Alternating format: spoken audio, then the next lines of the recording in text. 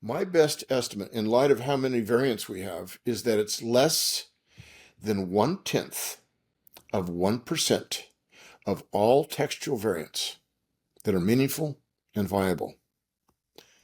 That's a pretty significant difference. So when you talk about all these hundreds of thousands of variants, that's just throwing something, out there as if that all of them are significant, they're meaningful, they change the text, and they're early. No, that's not even remotely close to the truth. Can you give an example of one that would fit into that both meaningful and viable category that is just so people can get a sense of the type of uh, information that's impacted by that small percentile?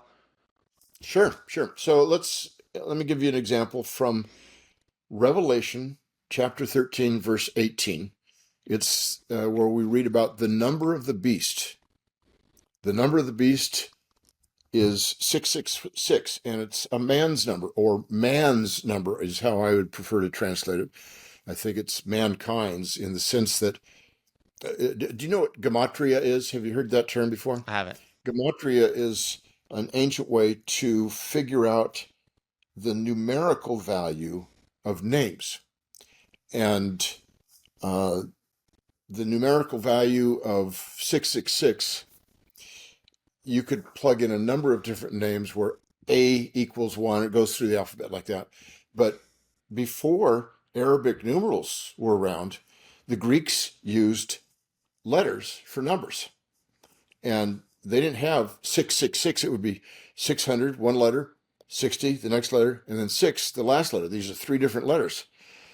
There are two very important, very early manuscripts that have the number of the beast as 616.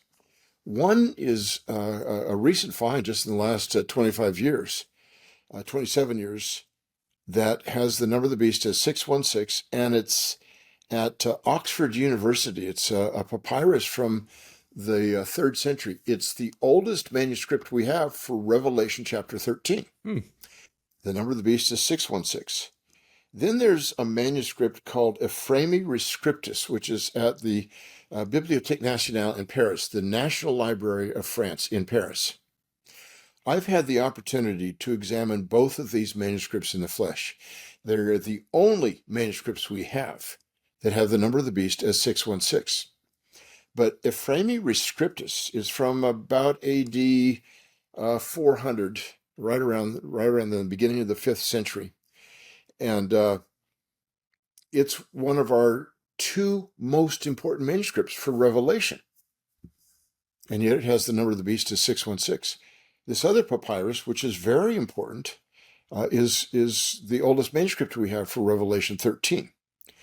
Now, we know about these variants from Irenaeus, a 2nd century church father, who actually wrote a chapter on the number of the beast. And he said, the number of the beast is 666. There are some manuscripts that have the number of the beast as 616, but that's defective. 666 is his number, and we know this. He gave some reasons that were not what we'd consider the best kind of arguments. Hmm. But he said, and those are found in the older manuscripts. Well, he's writing about AD 170. The older manuscripts, John's gospel, not his gospel, but the book of Revelation was written about 95. So he's talking about manuscripts that are 75 years old. Those are the older manuscripts. Well, maybe they weren't necessarily older because these manuscripts weren't dated. It's just that they were copied more frequently. They were used more, and consequently, he would think they were older. 616 actually fits the gematria for Nero Caesar, Nero Caesar. And there was this myth that was going on in the 1st century that died out in the 2nd.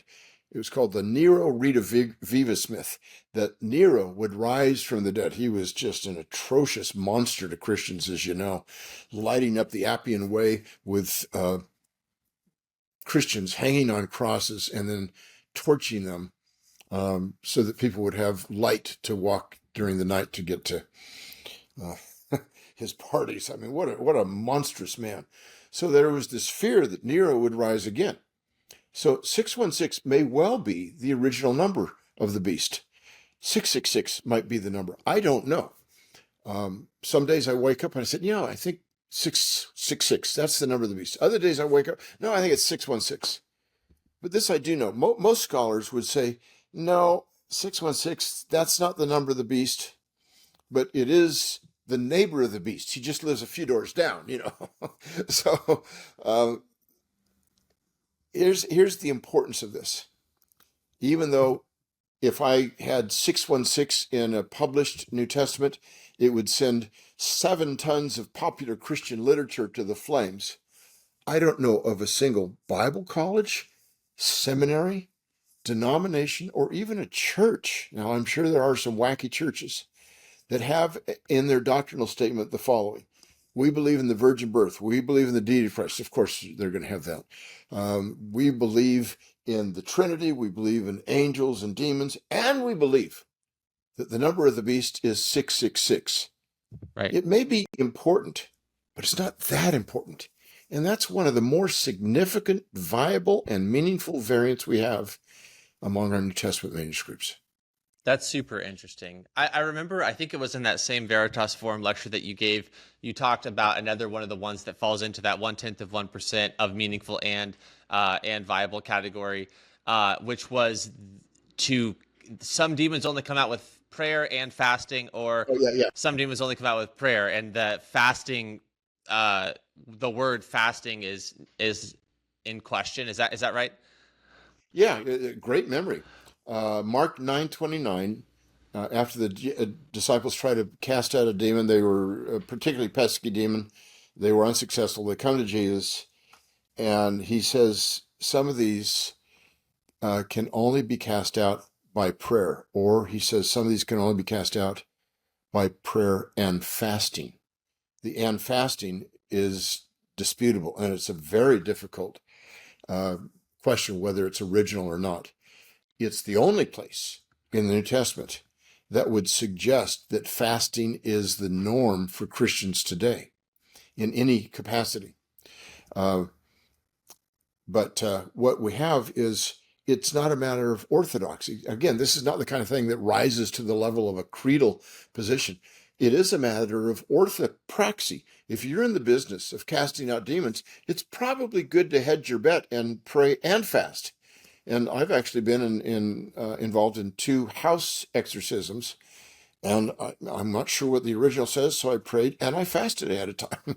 Yeah. So it affected that. But they're fascinating variants. They're really interesting. Yeah. And it's fun to find these things.